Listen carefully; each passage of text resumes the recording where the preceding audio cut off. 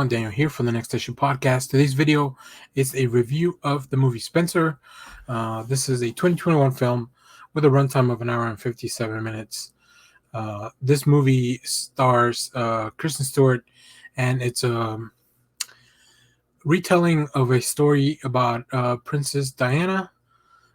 So let me give you the synopsis. We'll get into like some more of the stuff that's going on. So during her Christmas holidays, with the royal family at the Sandringham estate in Norfolk, England, Diana Spencer, struggling with mental problems, decides to end her decade-long marriage to Prince Charles. So that's a pretty broad description of the story. I'll go a little bit more into detail, not too many details, and I don't want to. I feel like there's not a lot to spoil because this is based on real people, so you probably are already familiar with the story. So in the story, the marriage of the Princess Diana and Prince Charles has long grown cold, with rumors of an affair and a divorce being around. Peace is ordained. So like everyone going into this event already knows that there's a lot of tension, and that's really kind of the thing that is driving the whole movie. That tension of everyone knows, but nobody wants to talk about it. They have all these rules, but the problem here is that because it's the royal family event, everything has a procedure, everything has a method that it has to be done. So we have some eating and drinking and shooting and hunting plans. So everybody's kind of going about all this stuff like no one, like there's nothing bad going on. So Diana knows this game and she's been playing it. But this year things were profoundly different. Spencer is an imagining of what could have happened in those fateful days. So this is, like I said, it's not based on a true story or anything like that. It's not a biopic. It's just, and it's a very, very focused in story. It's not a biopic about Princess Diana. So if you're going in with that, and you can, we'll jump into the Rotten Tomato score, and you'll see what I mean. So as of the recording of this video, the critics have given this an 84%. The audience has given it a 50% on Rotten Tomatoes. I'm more on the critics side this time around. I think the marketing of this movie was a little bit misleading, that it would be more of a biopic type of situation, more like King Richard that we just saw a few weeks ago. And that was not the case. Like this is this is more in the style. If you've seen the director's Pablo Larraín's other movie, Jackie, like it's more like that. It's really focused on the character, on certain events. Specifically in this case, this movie takes place over like 3 or 4 days in Christmas, during Christmas and before and after Christmas. Let's go over the cast, and we'll go into more of the review. So Kristen Stewart stars as Princess Diana. Timothy Spall, who I would call the antagonist of the film, stars as Mayor Alistair Gregory. Jack Neelan stars as William. Freddie Spry stars as Harry. Jack Farthing stars as Prince Charles. Sean Harris stars as Darren, who is the royal chef. Stella Gonet stars as the Queen. We don't really see a lot of these characters. We spend about, I would say, 80 to 90% of the time of this movie, we are with Kristen Stewart as Diana. So just leave it to Stewart to like put this movie on her back and like let's go. Like I said, I like the movie as far as like it's intense. It almost felt like a horror movie in some aspects.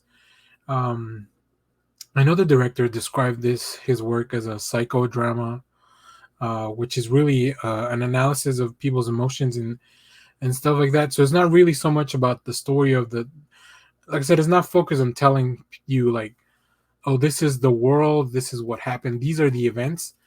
It's more like what are the characters feeling at those times, and I think that's where Stewart really excels delivering this role. She looks very much like what I've seen of Princess Di in the news and stuff like that. And I also think that from what I've seen and the little I know about this, because I'm not somebody that spends a lot of time um, focused on the royal family and their affairs. Um, but I mean, I think everybody's heard of Princess Di at one point or another. She really brings that spirit that she's shown to have, and the events that we whenever at least we saw her phasing in the public. But on the counter flip, we do see how the director's interpretation of what she what it could have been like to be her, along with Stewart, uh, in those private moments, and it just delivers a great performance that like for the palace's rebel daughter-in-law. Like, I think it's excellent. One of the things I immediately noticed was the aspect ratio, which according to the terms here, it's a 166 to 1. Um, so it's interesting because in my TV, it's not and I have just a regular widescreen TV. Um, it's actually got little borders at the edges as opposed to the top and bottom. I do feel like we got to see a lot more of the screen that way.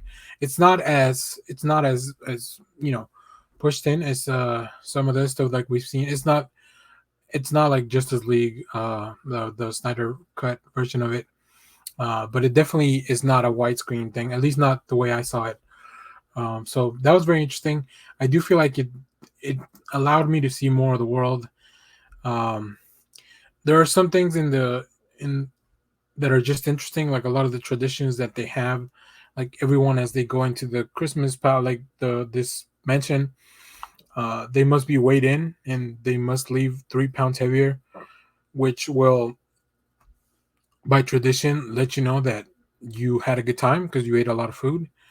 Um, and everything is so procedural in this place. Like, it's very sanitized. Like, yeah, I don't know. It was very. I found it very interesting. Like I said, I don't dive a lot into the royal family stuff, so I found this pretty interesting. Um, the music is great. I think it really brings that tension that it's building through the performance as well. And then also from the camera angles that are so. A lot of the time, you are right behind Diana or right in the face, um, or following her from a distance. Like I said, you spend a lot of time here with Kristen Stewart on the screen. So the movie also felt very surreal in some places, where the director probably interpreted like some of the things that she could have been feeling, but when you bring those out and actually put them on the screen, they can get pretty intense. I will say though, my favorite part of this portrayal was Princess Diana's relationship with her kids. I think it was very sweet, and overall, it felt like um, it recontextualized everything of why she would maybe go through so much because of her kids. Uh, she didn't want to abandon the kids, and she knew that that was her main priority. So yeah, overall, I mean, this is, like I said, I wouldn't call it. This is not a fun movie, but it's a great movie. It's a very well made movie. It's a very interesting movie. So if you like any of those aspects that I mentioned, I think you're gonna enjoy this. The movie is not too long for something like this, which is not even 2 hours long.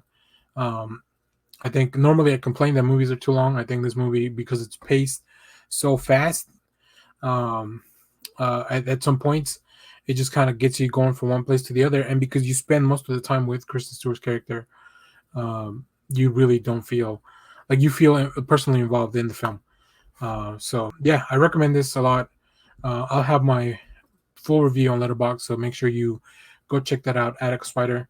But let me know in the comments, did you watch this movie? How did you feel about it?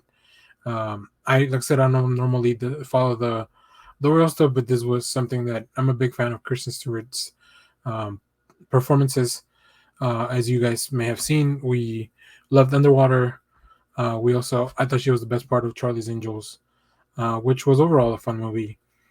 And yeah, I'm just looking forward to seeing more. This movie reminds me a lot of a movie that I recently watched with her called The Personal Shopper.